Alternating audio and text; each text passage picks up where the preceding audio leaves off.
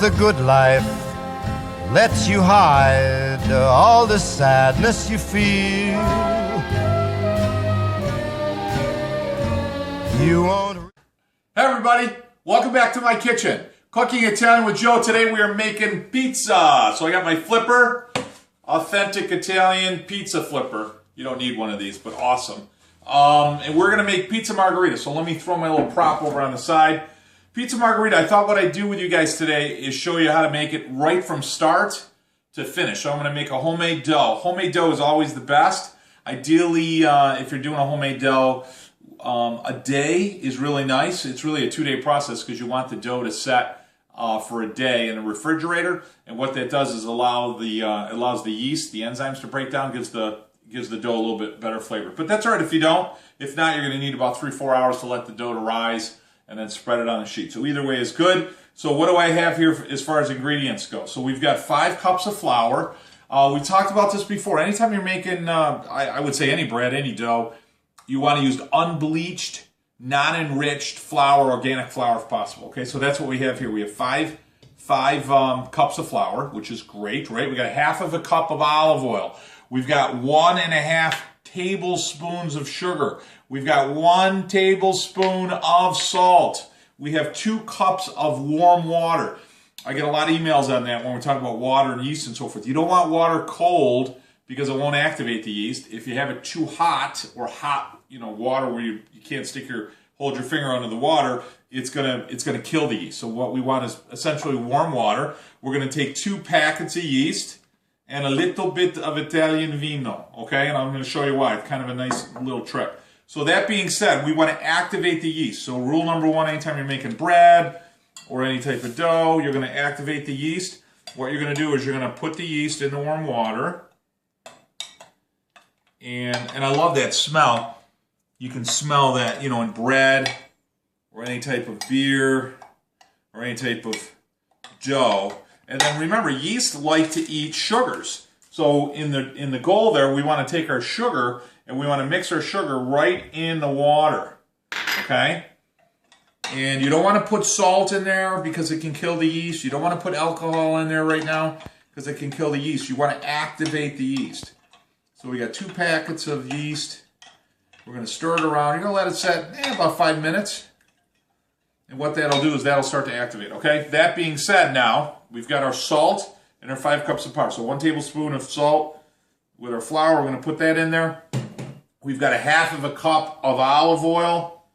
Nice, good quality olive oil is what you want. We're going to mix that in there. I'm going to set that off to the side. And then what we're going to do is we're going to put 1/4 cup of white wine. Now, the reason we want to use a white wine, an alcohol, if you will, and you'll see that in some doughs, is the alcohol actually helps break down some of the gluten. So what will happen a lot of times when you work a dough is it builds up those proteins that we talked about, and it makes the dough harder to work. So a nice little trick, you'll see that in some doughs. For example, it's traditional to use our Marsala wine in a cannoli shell dough. The reason being is it makes it a lot easier to work with. You're going to build up a lot of protein, you're going to build up a lot of gluten. So in this case, we're going to use a little bit of alcohol. It's a nice little trick. And that what that'll do is it'll allow the dough to build up the gluten, so it'll give you a good foundation, but it'll always make it easy. You know when you take pizza dough, sometimes you try to stretch it and it becomes elastic and it comes back? That's the gluten within it. So once it's room temperature, if it's tough to get elastic, it's usually because it's got a lot of gluten. Sometimes the dough's gotten tough, you've overworked it. This is kind of that little forgiveness. So we're going to use about 1/4 cup of wine, maybe a little bit more, but that's okay. You can never put too much wine. And I'm going to set that off to the side. And then we've got this going. So you can see it right now. It's starting to foam up, which is perfect. So what I'm going to do is I'm going to mix this up a little bit. And this is just going to make a mess, essentially, okay? So I've got a flat bottom wooden tool that I can use to scrape in the bowl, right? Which makes it kind of fun. And then I always have a baker's knife, baker's scraper, which are nice. You can get them in plastic or what have you. All right, and I got my yeast going. And you can see it foamy, and it's starting to, as I said, it's starting to give me that traditional smell. And then I'm just going to put a little hole in the bottom. See, I put a little hole in there. You're going to make kind of like a well. So you put a well in there, and then you just pour your liquid right in there. And that just gets it inside. And then real simple, you're going to start to mix it. And as you mix it, you can sing a little la la la. You can sing a little Sinatra. You can get flour all over you.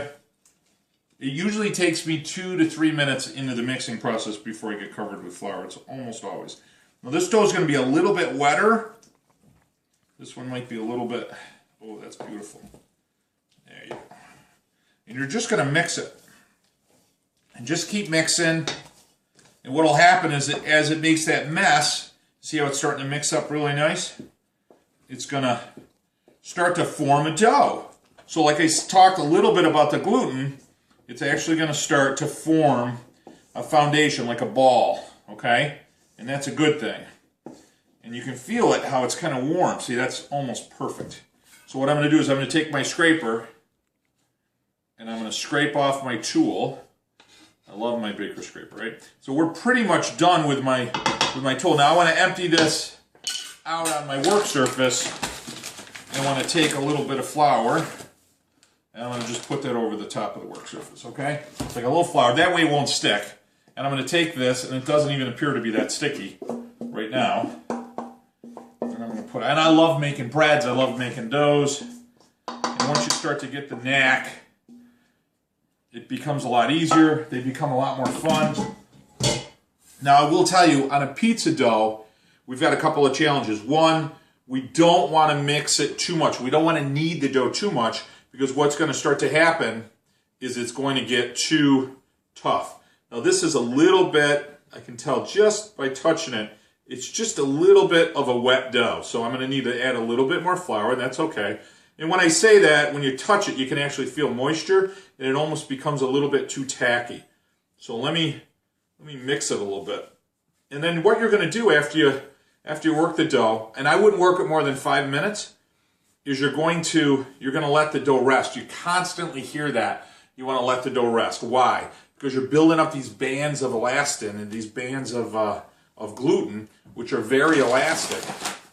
And what happens is it starts to get tough to work with. Secondly, we want a nice light, like a Napoleon type of, like Napoli, right? What's known as a traditional pizza, thin crust pizza, okay? So that being said, when you bite into the dough, or if you will, the crust, you want the crust to be crunchy and light. You don't want it to be chewy, if you will. So, and the other challenge you'll always have when you're making a pizza in a house is, you got to remember, when you go to those wood-burning pizza ovens, especially like in Italy and Napoli and so forth, those ovens are 800 degrees or hotter. So, a traditional home oven, 500 degrees, 550 if you're lucky. See, that's starting to get nice now. So what's going to happen is, it's not going to cook really sharp, real crisp. So you have to almost cook it a little bit longer. And what you risk there, and why it's always tougher to get that same feel at home, is because it starts to cook out some of the moisture in the dough. So that's what's nice about a real hot oven. When you pop it in there, it cooks it, almost flash cooks it quick without cooking all the moisture out of the dough. So in the house, it's a little tougher. So you're always going to want a pizza stone, because you want to get as much of a hot surface as possible in contact with the dough. The other challenge is because it's going to cook for maybe 5 or 6 minutes longer, because in those ovens at 800 degrees, you're only going to cook it 5 minutes, 6 minutes. In this case, we might leave it in there for 15 minutes. So that being said, you don't always want to put all your ingredients on the top. So you might want to put it in the oven, cook it with the tomato on there for, let's say, 5 minutes to 7 minutes, and then pull it out, put some toppings on there, and then put it back in. Because what that'll do is that'll allow, this is getting really nice now, that'll allow everything to cook, and you won't burn it or crisp up some of the toppings that you put on top. It won't ruin the top, make it look beautiful. So yeah, so that's essentially perfect right now. It's just on the edge of being a little bit tacky, but that's fine. And now what we want the dough to do is we want the dough to rise. So I'm just going to clean up my counter here. Isn't that a nice little trick? Gets all your flour up. So see how beautiful that is? It's got a beautiful smell to it. And when you taste it, you don't taste the sugar. You taste maybe a little bit of the salt, a little bit of the oil, a little bit of the flour, which is beautiful. Now what this does is this has active yeast, which was mixed with the sugar, and they're going to eat the sugars, which will get them really rocking. And then what it does is it starts to eat the carbohydrates of the flour. And what that's going to make essentially is two things. It gives off a gas, which is carbon dioxide, and it gives off ethanol, which is like alcohol, right? So it creates bubbles within it, and it creates those flavors. And then those enzymes break down those, as I said, some of those carbohydrates, and it gives the crust a beautiful flavor. So we're going to let this rest now until it doubles in size. Room temperature, probably about 2 hours. So I'm going to put it in this container here, all right? And what I'm going to do is I'm going to put just a little drizzle of olive oil in there. That's all you got to do. Put a little bit in the bottom, okay? And then what we're going to do is take the dough, and we're just going to work it around, and just work it so the top and bottom are covered with oil, all right? And that'll keep it from building a skin or drying out, okay? And then just take a note of it, you know, hey, okay, it's taking about half of that in there, right? So it's got about half the space. I'm going to put a top over it, all right? That'll keep it warm, keep the gases inside there. And then I'm going to set it off to the side. We're going to let that set, like I said, for 2 hours. What'll happen is 2 hours to 3 hours tops. That'll double or more in size, which is great. Then we want to spread it. If you're going to make it in that day, it'll be very easy because we put the wine in the flour, if you remember, right? That's a nice little trick. So you put it and spread it out on in a shape, which you can put right on your pizza flipper, if you will, right? And you can put a little cornmeal on there so it slips on and off. The reason you'll see a lot of people use a cornmeal is because flour will burn, so it'll give it a burnt flavor, and you don't want to do that. So it's a nice little trick. You don't always need to do that. And then you can slide it off. It'll get right on your pizza stone. You want your pizza stone in your oven, and you want that sucker hot. I would start it for a good hour. It's going to take a while for the oven to get that hot.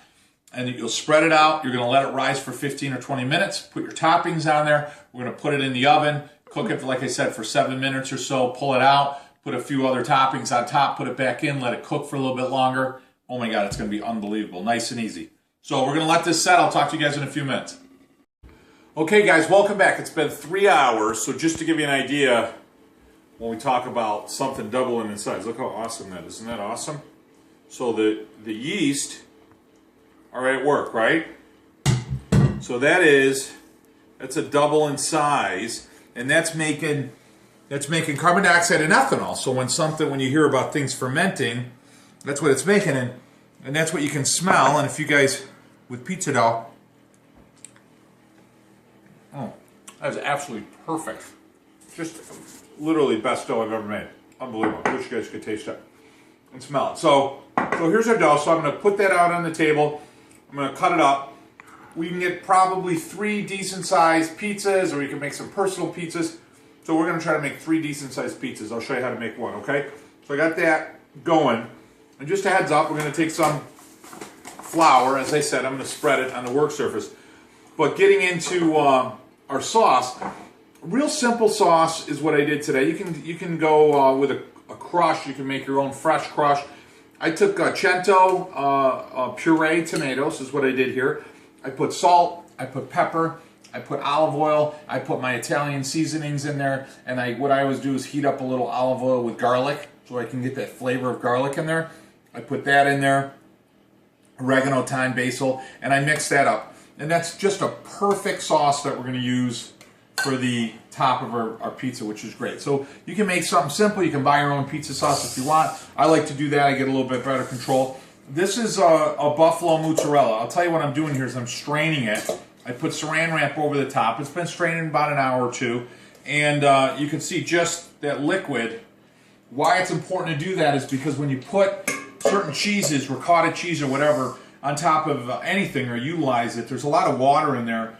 And when you drain it, you don't want the top of the pizza, if you've ever had that experience where it can come out watery and it leaks, it makes your crust soggy. You don't want to have that. So ideally what I did here is I drained that. And the other thing I want you guys to take note in is we want all of our ingredients to be room temperature. You want all your ingredients to be room temperature. That way you're not taking something that's room temperature, putting something cold on it. They're going to cook at different temperatures. That item you put on there that's cold now has to heat up, and that sometimes it won't make it obviously cook as well. So I'm going to set these aside. I just want to give you a heads up of what I was doing there. And I got a little olive oil here that we're going to use in a minute. And I'm just going to take my flour and I'm going to dust the top of my work surface here. And let me get that going. I'm going to set that off to the side, right? I'll get all this out of the way here. And now I got this beautiful, look at that beautiful dough. Now I don't want to pound it down too much because I don't want to, oh look at that. See, it's coming right up because remember I put the olive oil in there? I don't want to pound it down too much because I actually want to have some air inside the dough. And you see how nice and soft that is? So look how beautiful that is, right? And see how it's nice and pliable? Remember we put that wine in there? And what that's going to do is that's going to allow us to form the dough without, oh, that's just perfect, okay? So I want to cut it in 3 pieces, okay? So let's do, and it's already kind of flat. So we got one there. Let me do that one because it's a little different. There you go. I got one there, okay? And that'd be perfect, okay? So this will be nice to spread. Look at that, perfect, okay? So what I'm going to do is I'm going to set one aside here, set the other one aside. I'm going to put a little flour. Sometimes you can use olive oil on a pan. You can do whatever you want. And I don't want to, again, I don't want to push it down too much. You see how it's got that nice elasticity to it? Look at that. Roll it up underneath. We're going to try to make it round. Now I used to do this down the restaurant with my dad and my father, and I'm not going to do it in here. But my dad easily can take that pizza dough and he can whip it right over the top of his head. It's so cool. He's really good at it. I'm okay at it. My dad's really good at it. A lot of fun. My father get mad at me because I would do it a few times and then, you know, you start whipping it. You don't want to use your fingertips. You want to use the back of your hand. And I start spinning it and all of a sudden you lose it. Boom, you know, so you lose like 3 or 4 of these things. Now, you know, at first he's like, okay, you got to learn. After that, he starts getting mad because you're wasting time and money. So, and you see how thin that is? Now this is going to cook. This is going to cook quick. So, and look how easy that is, right? You just do a nice little edge. And if you get a little too thin in the middle, you just push it back together. Look how perfect that is, right? And you'll see that too when you turn it. Sometimes it'll tear. Your pizza's not shot. So, you can just, this dough is so easy, it's so forgiving that you can push it right in. Now I got a stone in there, right? And what I like to do is just get my fingers in there, right? Push some of that extra. See how I got dough there? I like to just put a little edge on it. That edge will go down. Okay, how hard is that? Now what you're going to do is you're going to let this set. We're going to let this set for about 15 minutes, okay? Or longer for that matter, right? So that's what I'm going to do. I'm going to take this one over here. Right? Spread it across, right? And I'm going to piece that together. See how that fell apart? And then I'm going to get my edge. Ideally, if you can, which I tried to do in the last one, is just get your edge going, right? And then once your edge goes, space it out from there. See how it tore a little bit? You just pinch it together. Right? Look at that. Isn't that beautiful? It's so fun to do stuff with your hands, too. You know, it's great. Food always tastes better when you make it yourself. See, the little tear. Now this one's coming out a little thicker, which is fine. And then, so you just pull it. Now you got your edge. Pull the dough. Stretch it out. Oh, it's getting a little thin there, that's fine. I need my dad here to sing a little Dean Martin and get going. Good. This is going to be great. Now what we want to do, as I said, you want to let it, see it's so forgiving, it's elastic, but it's so, oh that's a beautiful piece of pie, isn't it? And that's true Napoleon, if you will, Napoli pizza right there.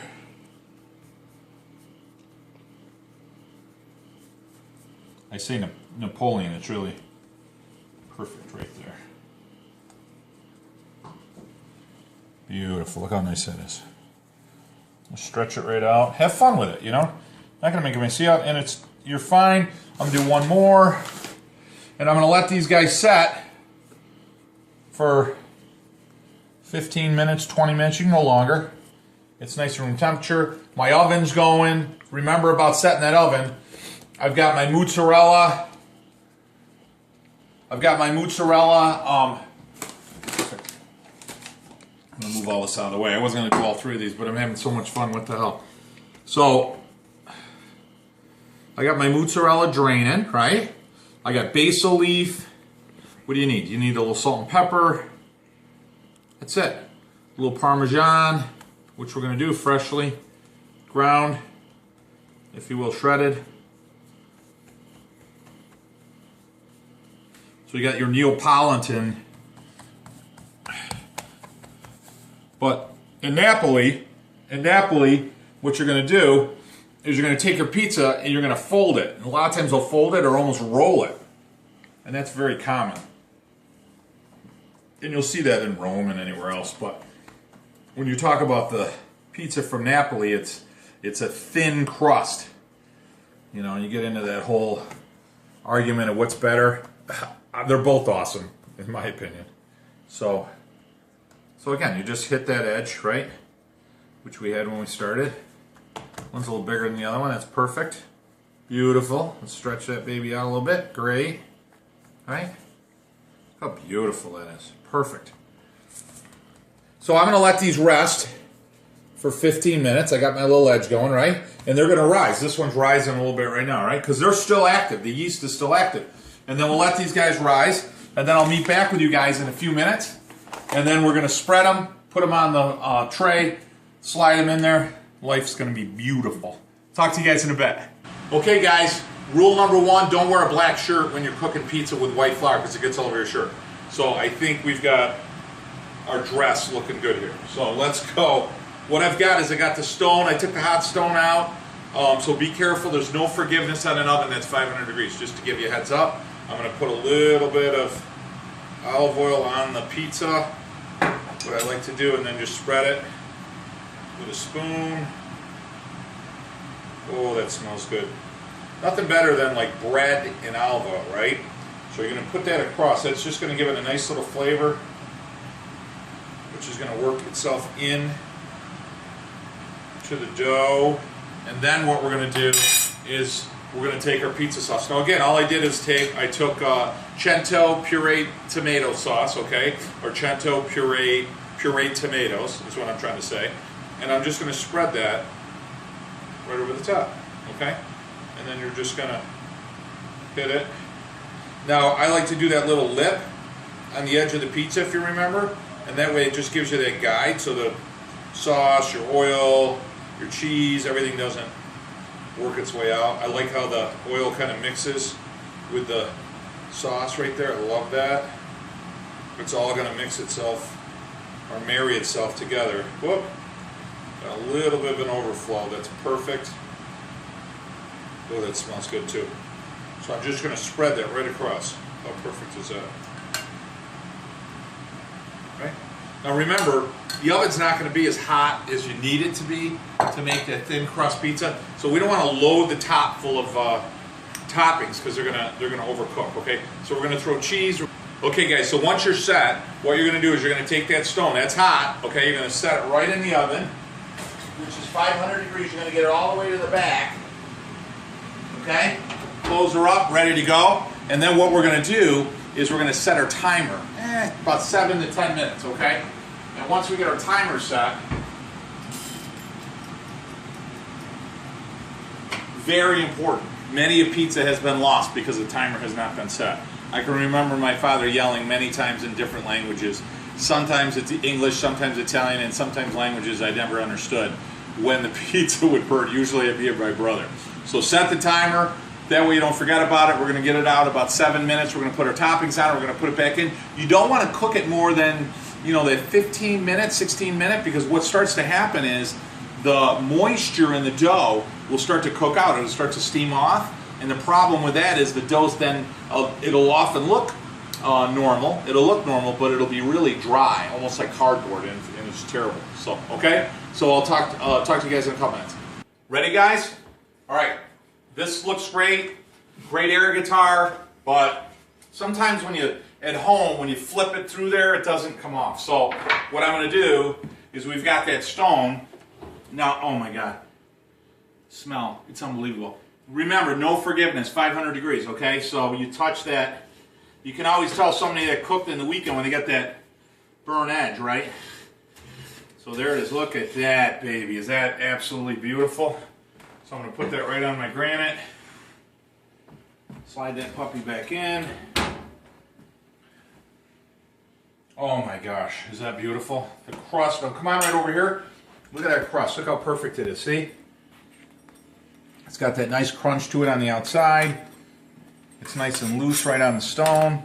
It's absolutely perfect. We got the basil. You got the buffalo mozzarella. See it bubbling? You can actually see it bubbling right there. Absolutely beautiful. So, and when you cut it, you can tell. See that nice crunch? Now you don't, as I said before, you don't want to cook it longer because what starts to happen is then it starts to dry the crust out. And you don't want to do that. And the crust is perfect. It's tender right here on the edge of the crust, but it's got that nice crunch. Look at that. It's nice and loose on the table. Oh my gosh, absolutely beautiful. Perfect. So I'm going to let that cool for a minute, and I'm going to bring in my official pizza tasters. We're going to check it out. I'll be right back. Okay, guys, I've got an official food pizza taster. Jack, you're helping us out, right? How you holding up with that pizza? I know it's so hot, we couldn't even pick it up. We had to put it on plates and slide it off. How good is that, puppy? It's like heaven. Is that heaven? Yes. Heaven in a slice? Yes. Awesome stuff. So me and the kids are going to continue making some pizzas, guys. It's a beautiful day here Sunday in Casanova, New York. I really enjoyed making some pizza. I hope you do too. And remember, family's the soul of life. Enjoy your day. Ciao. Bon appetit.